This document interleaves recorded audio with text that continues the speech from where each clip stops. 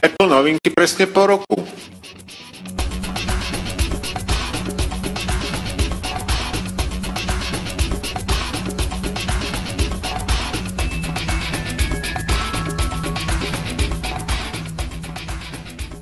Presne pred rokom som vydal prvý podcast s novinkami, ktoré nemusíte čítať. Na začiatku som sa snažil súbežne vydávať aj týždenník s novinkami o Androide, no ten som ešte behom prázdnin minulého roka prestal sledovať. Princíp výroby je triviálne primitívny. Keď mám čas, sledujem nadpisy správ pár anglických zdrojov. Nepotrebujem mať široký počet magazínov, v skutočnosti sú relevantné 2 alebo 3 magazíny.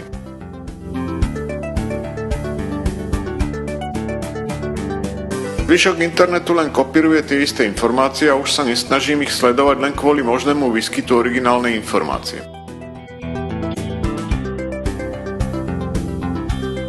Z nadpisov si vyberám tie, ktoré na prvý pohľad majú väčší dopad ako len chvíľková informácia.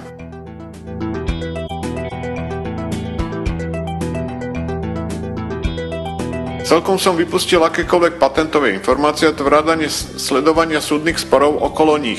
Väčšina správ o nich je preberaná z vyhlásení právnikov a na druhý deň ich iná informácia obracia naopak. Preto som ich vynechal.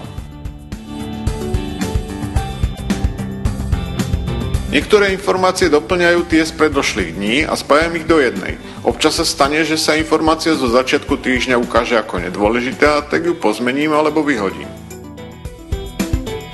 Nakoniec prečítam text do iPhoneu, podcast vyrábam v GarageBande a nepotrebujem si k tomu zohnať profesionálny software len pre pocit, že potom tie moje veci budú akože viac profi, nebudú.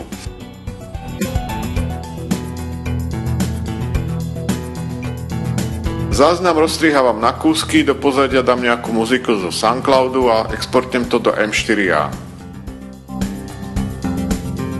Finalizácia mi zaberie celkom pol hodiny. Podcast s novinkami o Apple má teda presne 1 rok. Mám pocit, že v mobilných a počítačových technológiách som zrejme jediný slovenský podcast, ktorý vydal toľko častí a ešte stále funguje. Samozrejme viem o podcastoch magazínu Živé, viem o humanitne zameraných podcastoch, ale aj podcastoch rádií. S najväčšou pravdepodobnosťou ešte stále vydáva nejaký ten podcast aj Braňo Rác.